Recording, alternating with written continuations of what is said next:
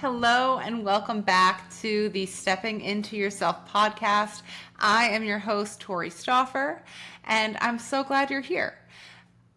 This has been, well, first of all, if you tapped in for the first episode, thank you for coming back because that was probably the shortest episode on podcast's history. So we are back. I am here, and I want to just start by talking all about highest self.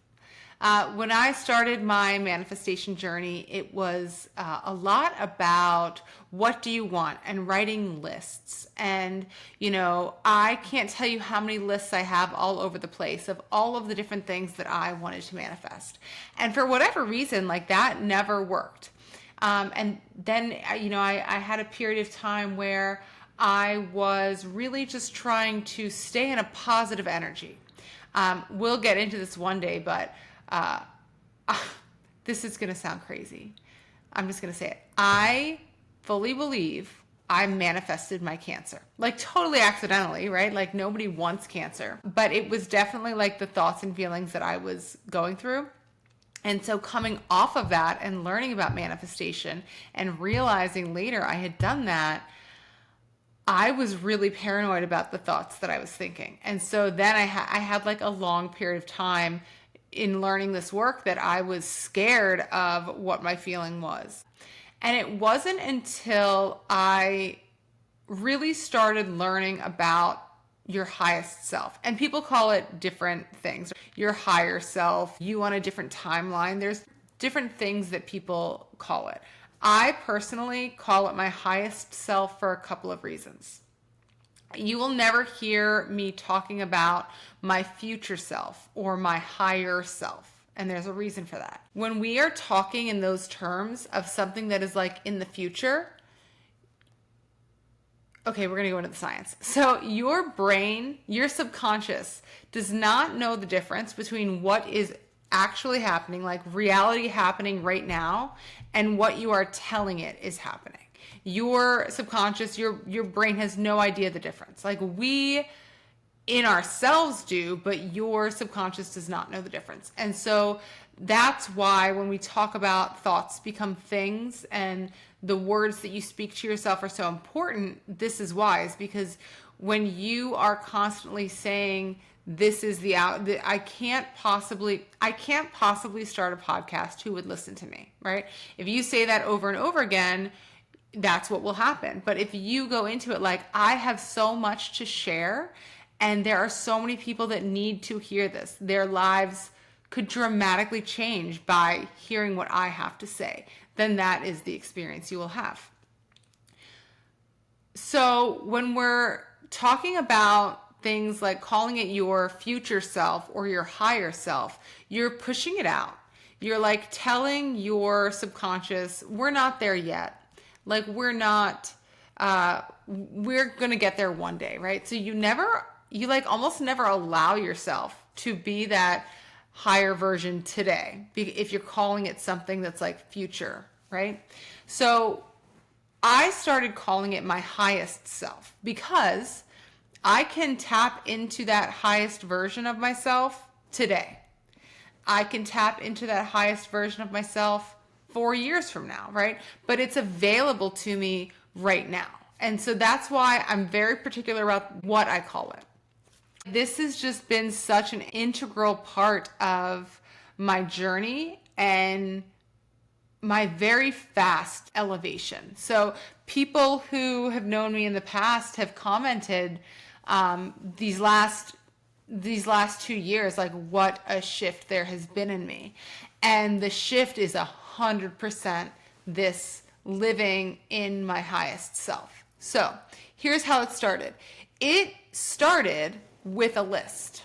So I went through and I wrote out in my dream world 50 things that my highest self lived every day. Like, what did she do? What did her home look like? How did she dress? What did she do for work? Like everything. I listed everything out. And I did 50 for a reason. You're going to get to around 20, 25 things and be like, okay, that's good. I can't think of anything else. But pushing past that is important because you tap into certain things that you wouldn't necessarily think about. You wouldn't necessarily write on a manifestation list, right? So for me, it was like I have fresh flowers in my home every day. I sit out on my back patio and just relax every night after work. Things like I read in bed with my kids every night before bed, right? It's these aspects of my highest self. So I wrote out the list first. And then I spent probably a couple months really getting into visualization. So from that list, I created these end scenes. If you follow Kathleen Cameron at all, this is totally from her. She talks about these end scene visualizations. So it's like as if your life is a movie and it's the end of the movie and like you got it all. The hero got it all, right? What does it look like? And I would take this idea, right? For me, it was coming home at the end of the night. And I put it to very emotionally charged music. And it has to be music with no lyrics because the lyrics would totally mess with me when I was trying to visualize. So it took me a little bit of time to really get into the visualization because you need to tap into the feeling. And for me at first, that was very difficult to do. But I started doing this every single day. And it got to the point where it felt like it was so real, you couldn't tell me it wasn't real. And that's the whole premise of manifestation, right? Is creating this reality for yourself and feeling the feelings is I think the most important part. And I was so tapped into it that after, I don't know, a year of doing this, it sounds like a long time. I didn't even need to visualize it anymore because it was so ingrained in who I was. It was as if I was just walking into my front door right now. That became just such a part of me. But still, even with that, nothing was happening. Nothing was dramatically changing. And then I made this one little mindset shift. And I said to myself, how can I be more of that version of me today? That highest self version that I'm like visualizing. Let me go back to that list. And what can I do today? Instead of just waiting for her to magically appear, what can I do today? Because I think before that, I had this idea that, the heavens were going to open up and all of a sudden I was going to have my manifestation right there. My whole dream life was going to just poof, there you go, on a silver platter. And that is not at all what has happened since. So this one day I decided, I thought about that visualization I had every night. And what I realized was every night when I would, finish homework with the kids and put the kids to bed, I would sit on the couch with my husband for 2-3 hours. Like it was a while. And we would just binge Netflix shows or whatever was on. And we would be up till 12:30, 1 o'clock in the morning just watching shows. And I had this realization one day that version of me in my visualizations, that highest self version, there was never a period of time where that was how she was spending her evenings. There was never, my visualizations did not include binge watching Netflix. And so I was like, oh, that's interesting. So then I was like, well, what does she do? And it was, she goes out and she sits on her lanai. In Florida, we call it a lanai. It's like a screened-in patio. She goes out and she sits on her lanai and she just relaxes. And I started doing that. And not long after that, I had a massive bump in my income in my photography business. And then these just little things started happening. Some of the little manifestations that I had written down, they started coming through. And I was like, ooh, I am onto something.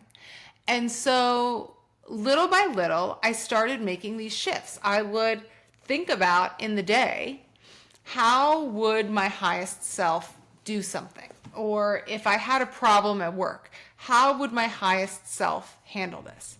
And so I started living my life as if I were her now. And that is literally at the heart of it, how I have transformed my entire life, is that I just started living, instead of living the life that was in front of me, is I started living the version of life now. And it sounds so simple, and partly it is that simple. There's other elements that go into it as well that, I will share as we continue going. But it really is just living that life. And it's having the courage to decide it's available to you, to decide that you don't have to be, listen, I'm not special. I didn't do anything. I didn't, there's nothing about me that sets me apart that somebody said she deserves this, right? I just decided it was my turn, that I deserve this. So I invite you all to do the same. Write your list. Go write a list of 50 things and then create your end scene. I will drop a link in the show notes, or just write down my favorite audio to do the visualizations to. It is so good. It is so, so, so good.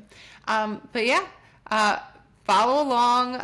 We are going to come back next week with a very special guest. I am very, very pumped for. So tune in, and I will see you all soon.